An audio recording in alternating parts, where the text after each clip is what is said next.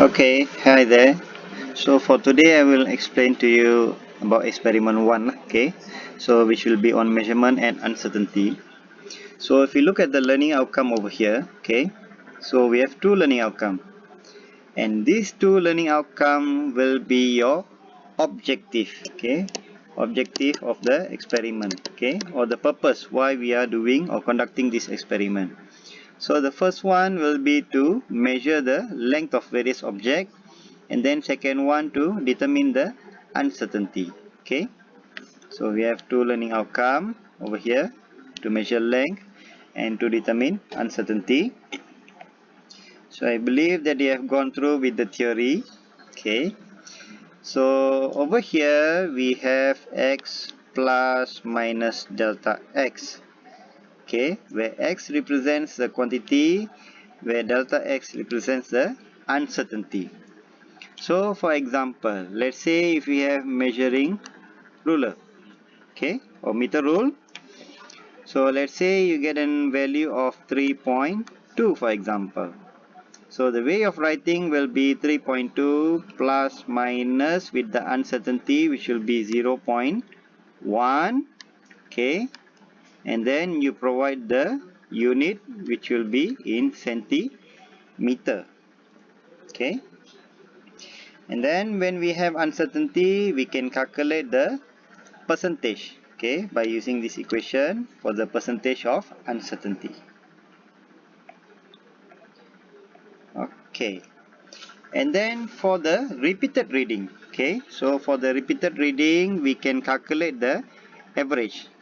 Okay, so this is a symbol for average, okay, where this will be the total values, okay, where xi will be the ith measurement, okay, and n will be the number of measurement, okay.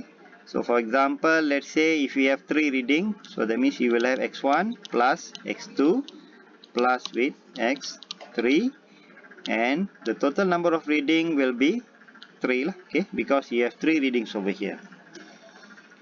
Okay, so once we have done this, we can continue with the calculation of uncertainty. Okay, and then finally, once you have done with your calculation, the final value, okay, the final value which you have obtained should be written like this, okay, where the average value and then followed with the uncertainty. Okay, now for the procedure. Okay, procedure, they ask you to choose appropriate instrument. Okay, now let's say for example you have length. Okay, so this one you do it part by part lah. Okay, let's say first part you are measuring length. Okay, so for this length, state the measuring instrument. What are you going to use? Okay, after the measuring instrument, you state the range. Okay, what is the range of the instrument, and then after you have stated the range, state the sensitivity. Okay, sensitivity of the measuring instrument, and then followed by zero error. Okay, if you have zero error, so basically zero error will depend on the type of the measuring instrument. And then once you have done stating all this, and then provide your table. So for the table you can refer over here lah. Okay, example at table 1.1, and then once you have done with the first reading, repeat the process for the second reading and so on. So for each repetition you must state the measuring instrument, the range, the sensitivity, and also the zero error.